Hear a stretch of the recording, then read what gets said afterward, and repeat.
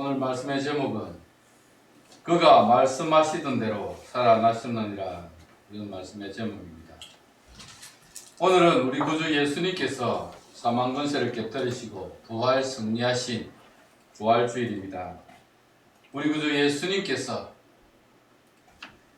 무덤에 묻히셨지만 그 무덤은 예수님을 가두어 두지 못했습니다. 예수님은 그 무덤을 깨치시고 죽음을 이기시고 부활하셨습니다. 오늘 새벽에 주님께서 부활하셨습니다. 아멘. 이 주님의 부활은 우리와 전혀 상관없는 그런 게 아닙니다. 우리 주님의 부활 승리는 우리의 승리로 이어집니다. 아담 이후 모든 인류는 죽음의 문제를 해결할 수 없었지만 예수 그리스도의 부활을 통하여 죽음의 문제를 해결해 주셨습니다. 예수님은 우리에게 새 생명을 주시기 위해서 오셨습니다.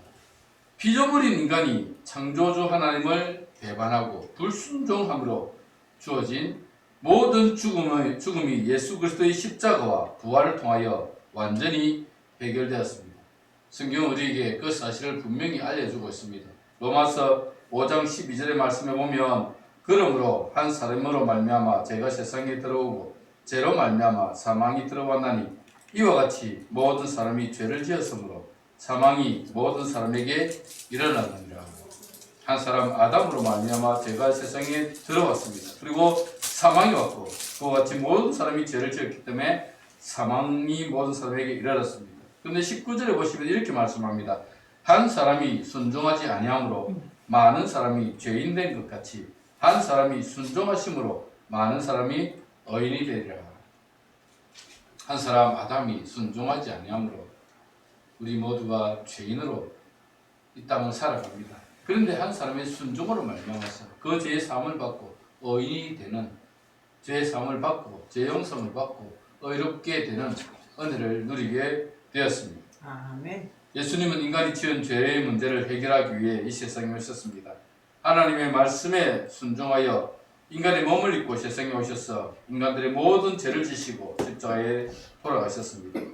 예수님이 십자가에 죽으심은 그분의 죄 때문이 아니라 바로 저와 여러분의 죄 때문에, 우리의 죄 때문에 그분은 십자가를 지셨습니다. 내가 죽어야 할 그 자리에 주님이 대신 죽으심으로 우리의 죄의 저주를 해결해 주셨습니다.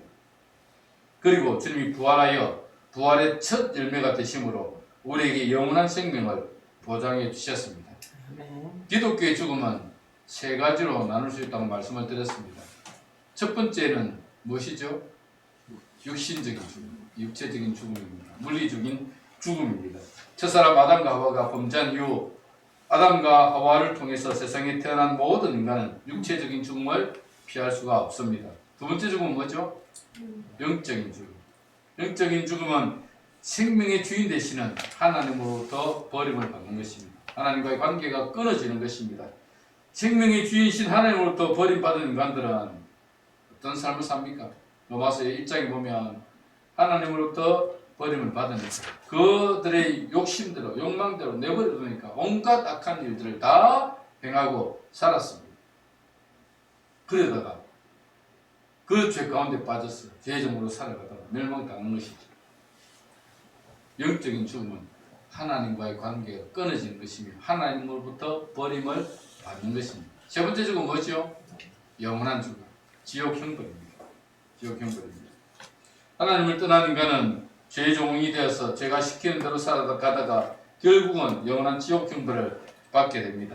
이러한 모든 죽음의 문제를 해결해 주기 위해서 우리 구주 예수님께서 세상에 오셨고 그분이 우리 인류를 대신하여 십자가에 죽으심으로 죄의 저주인 죽음의 문제를 해결해 주셨습니다. 그뿐만 아니라 주님께서 부활하심으로 부활의 첫 열매가 되심으로 우리에게 영원한 생명을 보장해 주신 것입니다.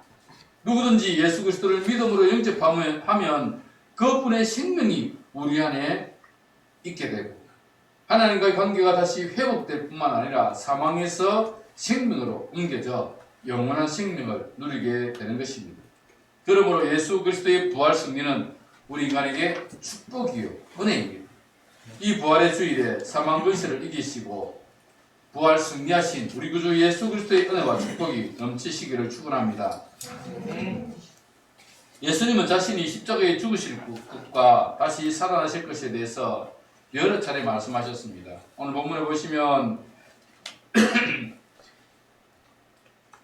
6절 말씀에 그가 여기 계시지 않고 그가 말씀하시던 대로 살아나셨느니라 그렇게 말씀하고 있습니다. 그가 말씀하시던 대로 예수님은 여러 차례 자신의 십자가의 죽으심과 부활에 대해서 말씀하셨습니다. 마태복음 16장 21절에 보면 이때로부터 예수께서 자기가 예루살렘에 올라가 장로들과 대제사장들과 서기관들에게 많은 고난을 받고 죽임을 당하고 제3일에 살아나야 할 것을 제자들에게 비로소 나타내시니라. 예수님께서 예루살렘에 올라가서 장로들과 대제사장들과 서기관들에게 고난받고 죽임을 당할 것을 말씀하셨을 뿐만 아니라 제3일에 살아나야 할 것을 그때부터 16장부터 말씀하고 계십니다. 마태복음 17장 22절 23절에도 보면 갈릴리에 모일 때에 예수께서 제자들에게 이르시되 인자가 장차 사람들의 손에 넘겨져 죽임을 당하고 제3일에 살아나리라 하시니 제자들이 매우 근심하더라. 예수님께서 다시 제자들에게 사람들의 손에 넘겨져서 죽임을 당하고 3일 만에 부활할 것을 말씀하셨습니다. 그때 제자들은 매우 근심했다. 그렇게 말씀합니다. 마태복음 20장 18절 19절에도 보면 이렇게 기록되어 있습니다. 보라 우리가 예루살렘으로 올라가노니 인자가 대제사장들과 서기관들에게 넘겨지며 그들이 죽이기로 결의하고 이방인들에게 넘겨주어 그를 조롱하며 채찍질하며 십자가에 못 박게 할 것이나 제3일에 살아나리라. 이렇게 예수님은 자신의 죽으심, 십자가의 죽으심과 부활에 대해서 여러 차례 말씀하셨습니다. 이 말씀뿐만 아니라 다른 복음서에도 보면 직접적으로 혹은 간접적으로 여러 차례 예수님께서 십자가에 돌아가실 것과 그리고 다시 살아나실 것, 부활하실 것을 여러 차례 언급하고 있습니다. 예수님은 십자가를 지시기 전에 여러 차례 제자들에게 자신의 죽음과 부활에 대해서 말씀해 주셨지만 제자들은 주님께서 무슨 말씀을 하시는지 이해할 수도 없었고 받아들이려고 하지도 않았습니다. 왜냐하면 사람들은 자기가 경험하지 않은 일을 이해하기가 쉽지 않습니다. 여러분 자기가 경험하지 않은 일을 이해한다는 게 정말 어렵습니다. 제가 일을 해보면 제가 하지 않았던 일을 이렇게 하려고 하면 모든 것이 생소합니다. 사용하는 도구부터 시작해서 하는 모든 일들이 다 생소해서 그걸 배우기 위해서는 참 많은 시간이 필요합니다. 예를 들면 조선시대에 우리가 스마트폰을 들고 갔다고 생각해 봅시다. 그 조선시대에 사는 사람들이 이 스마트폰이 무엇인지 어떤 기능을 가지고 있는지 또 그 스마트폰을 통해서 무엇을 얻을 수 있는지 알 수 있겠습니까? 모릅니다. 알 수가 없습니다. 예수님의 제자들도 부활을 이해하는 것이 쉽지 않았을 것입니다. 사람들은 태어나면 누구나 죽는데 죽은 자가 다시 살아난다는 것을 믿는다는 것이 쉽게 이해가 되지 않았을 것입니다. 우리가 경험하지 않는 일을 이해한다는 것은 참 어렵기 때문에 제자들은 그 예수님께서 십자가에 달려 돌아가시고 다시 살아나실 것이다. 부활하실 것이다. 라는 것을 쉽게 이해할 수가 없었을 것입니다. 그래서 예수님께서는 나사로의 죽음을 통해서 나사로의 부활을 통해서 제자들에게 사람이 다시 살아나는 것을 보여주셨습니다. 체험하게 해 주셨습니다. 요한복음에 보면 이 나사렛 사건을 아주 집중적으로 많이 언급하고 있습니다. 사도 요한은 이 나사로의 이 부활의 사건을 집중적으로 보여주고 있는데 요한복음 11장 15절 16절에 보시면 이렇게 말씀합니다. 내가 거기 있지 않은 것을 너희를 위하여 기뻐하노니 이는 너희로 믿게 하려 함이라. 그러나 그에게로 가자 하시니 디두모라 하는 도마가 다른 제자들에게 말하되 주와 함께 죽으러 가자 하시니. 자, 이 말씀의 배경을 좀 이해를 해야 됩니다. 예수님께서 사람들이 보낸 사람들의 이야기를 들었습니다. 그 이야기가 뭐냐면 나사로가 지금 병들었다는 것입니다. 그래서 나사로의 누이 동생들이 예수님에게 사람을 보내어서 지금 내 오라버니가 병들었으니 빨리 와서 속히 와서 내 오라버니의 이 병을 치료해 주십시오라고 사람을 보냈습니다. 그런데 예수님께서는 지체하셨습니다. 빨리 가지 아니하셨습니다. 그런데 또 사람들이 들리는 소문이 나사로가 죽었다는 것입니다. 예수님께서는 제자들에게 이 나사로가 죽었음을 알고 있었기 때문에 나사로의 죽음을 알렸습니다. 그것이 오늘 본문의 말씀입니다. 갈릴리로 모일 때 예수께서 제자들에게 이르시되 내가 거기 있지 않은 것을 너희를 위하여 기뻐하노니 이는 너희로 믿게 하려 함이라. 그러나 그에게로 가자 하시니. 너희를 위하여 내가 거기 있지 않은 것, 거기 있지 않은 것이 무엇입니까? 나사로가 살고 있는 베다니입니다. 베다니에 있지 않은 것을 너희를 위하여 기뻐하노니 이는 너희로 믿게 하려 함이라. 그렇게 말씀하고 있습니다. 예수님은 나사로가 죽음에서 다시 살아나는 것을 통하여서 예수님의 죽음까지도 다스리시는 분이심을 보여주실 뿐만 아니라 또한 자신의 죽음과 부활을 믿게 하려고 하셨던 것입니다. 나사로가 죽은 후에 예수님은 베다니에 도착했습니다. 그때 나사로의 여동생들이 예수님을 향하여 이렇게 말씀하셨습니다. 주께서 여기 계셨더라면 내 오라버니가 죽지 아니하였겠나이다. 그때 예수님께서는 그들을 향하여 이렇게 말씀하셨습니다.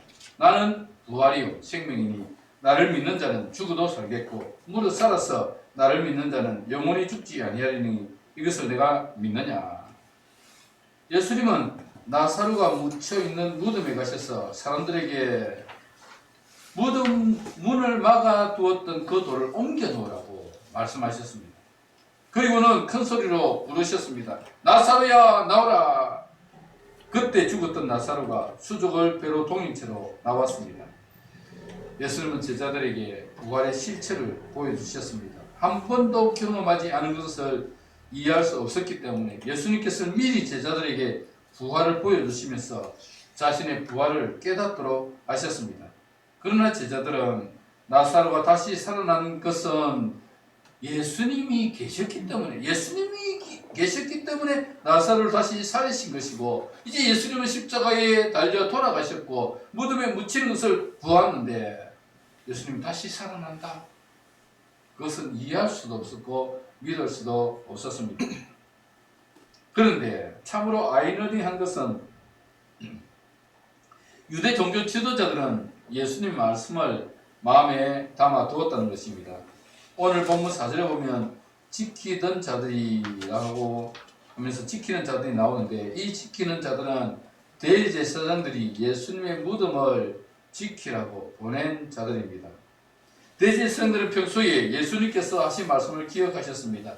예수님께서 죽으신 후 3일 만에 다시 살아날 것이라는 말씀을 기억하고 빌라도에게 가서 군사들을 보내어서 예수님의 무덤을 지켜달라고 그렇게 요청을 했습니다. 그때 빌라도가 뭐라고 했느냐면 너에게 군사들이 있지 않느냐, 너희들이 가서 지켜라 그랬습니다.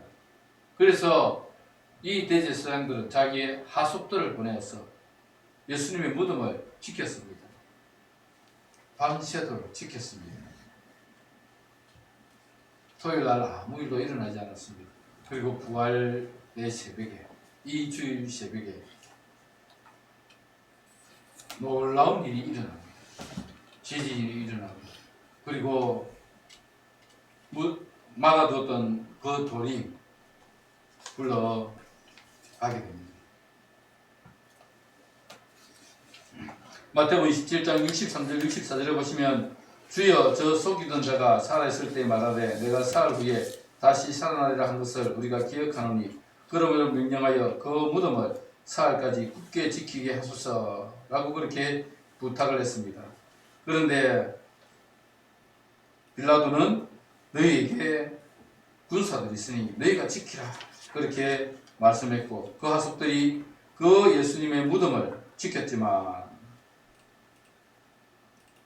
부활의 새벽에 놀라운 일들을 보고 그 일들을 대제사장에게 알렸습니다. 경비병들의 말을 들은 대제사장들과 장로들은 함께 의논하여 경비병들에게 돈을 많이 주며 그의 제자들이 밤에 와서 우리가 잘 때에 그를 도둑질하여 갔다고 하라고 했습니다. 그래서 당시 이스라엘에는 제자들이 예수님의 시체를 훔쳐갔다는 말이 두루 퍼졌습니다. 예수님께서 부활하셨음을 경비병들도 보았고 또한 그 대제사장들도 그 경비병들의 말을 들었지만 그들은 예수님을 믿으려고 하지 않았습니다. 부활의 예수님을 받아들이려고 하지 않았던 것입니다. 오히려 소문을 내면서 예수님의 제자들이 그 시체를 훔쳐갔다라고 소문을 내었던 것입니다. 그래서 이스라엘에는 예수님의 제자들이 예수님의 시체를 훔쳐갔다는 소문이 있었기 때문에 장차 이방인의 사도로 쓰임을 받을 이 바울도 그 말을 믿었습니다. 예수님의 제자들이 예수님의 시체를 훔쳐가놓고는 예수님께서 부활했다고 거짓말하고 속이는 자들, 이들은 다 없어져야 할 사람들이다 라고 생각을 했습니다. 그렇기 때문에 바울은 예수님을 믿는 사람들을, 즉 교회를 핍박하고 그 믿는 사람들을 잡아다가 가두는 일에 가장 앞장섰던 사람입니다. 그러나 부활하신 예수님을 만난 후에 그는 변화되었습니다. 박해자에서 전도자로 변화되었고 그의 일생을 살아가면서 그는 오직 이 복음을 전하는 일에, 제자를 삼는 일에 그의 일생을 바쳤던 사람이 바로 바울이었습니다. 이렇게 예수님께서 제자들에게 또 사람들에게 이 나사로의 사건까지 보여주시면서 부활을 체험하게 했음에도 불구하고 제자들은 예수님의 그 부활을 믿을 수가 없었습니다. 예수님은 이미 제자들에게 십자가와 부활을 말씀해 주셨음에도 불구하고 믿을 수 없었던 그들은 그 예수님의 죽으심, 예수님의 그 무덤에 향유를 바르기 위해서 여인들이 찾아오면서도 이 돌무덤을 누가 굴려줄까 라고 고민을 하면서 그렇게 찾아왔습니다. 그런데 찾아와 보니까 돌은 이미 굴러져 있었고 예수님의 시체는 보이지 않았습니다. 예수님을 샀던 세마포는 객회져 있었고 천사가 그 무덤을 지키고 있었습니다. 우리 구주 예수님은 이미 그들에게 죽으실 것과 부활하실 것을 말씀해 주셨습니다. 예수님의 말씀은 거짓이 있을 수가 없습니다. 왜냐하면 예수님께서 하시는 말씀은 반드시 성취되기 때문에, 예수님께서 하시는 말씀은 반드시 이루어지기 때문에 거짓말을 하려야 할 수 없었고, 예수님께서 모든 것을 하실 수 있지만 거짓말은 하실 수 없는 분이십니다. 예수님의 죽으실 것과 다시 살아나실 것은 말씀하신 그대로 이루어졌습니다. 그리고 예수님은 자신의 부활을 사람들에게 보여주신 이후에 하늘로 올라가셨습니다. 올라가시면서 내가 올라가는 것을 본 그대로 내가 다시 올 것이다, 그렇게 말씀하셨습니다. 재림을 약속하셨습니다. 예수님께서 부활하실 것을 말씀하신 것처럼 예수님께서 다시 오실 것을 말씀하셨기 때문에 예수님은 반드시 다시 오실 것입니다. 그때는 심판의 권세를 가지고 오십니다. 초림처럼 우리 위해 자신의 생명을 내어주시기 위해서 오시는 것이 아니라 이미 구원을 성취하셨기 때문에 그 구원에 참여하는 자들, 곧 예수 그리스도를 믿음으로 영접하지 않고 거듭나지 않은 자들을 심판하러 오십니다. 예수님이 다시 오시는 그날에는 영원한 죽음과 영원한 생명이 주어집니다. 요한복음 5장 28절 29절을 보시면 이렇게 기록되어 있습니다.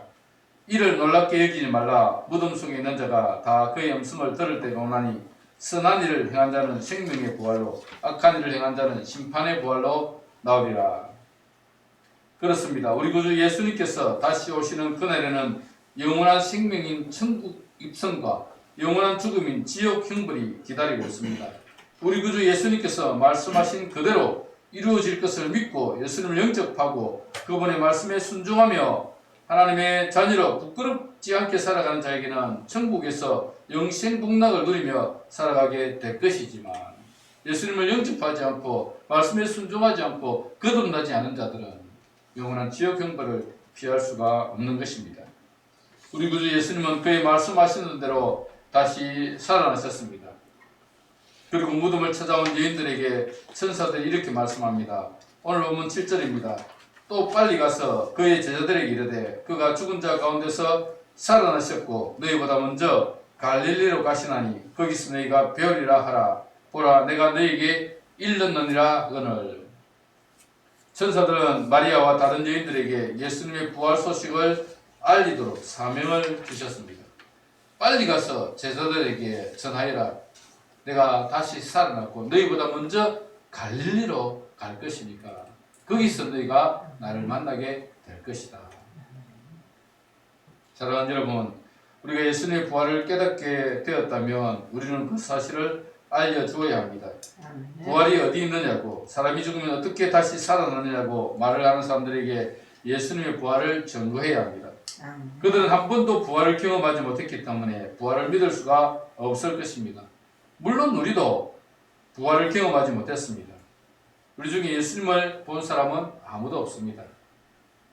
예수님을 본 사람이 있습니까?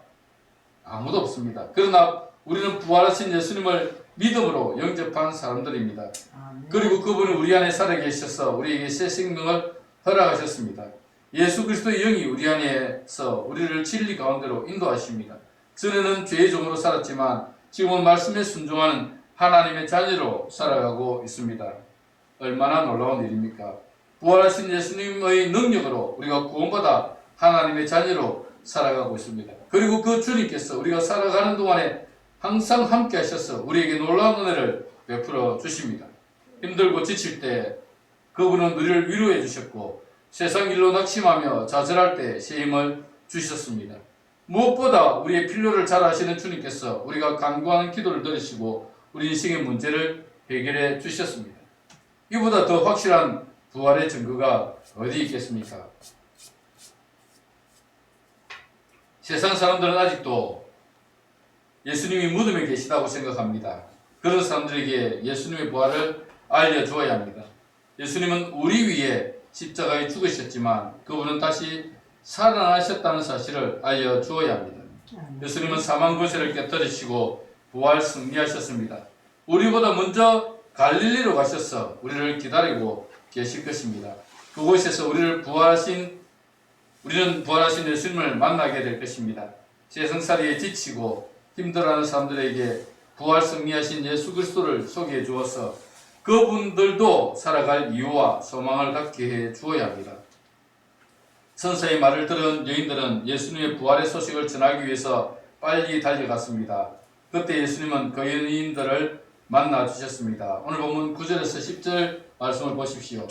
예수께서 그들을 만나 이르시되 평안하냐 하시거늘 여자들이 나아가 그 발을 붙잡고 경배하니 이에 예수께서 이르시되 무수하지 말라. 가서 내 형제들에게 갈릴리로 가라 하라.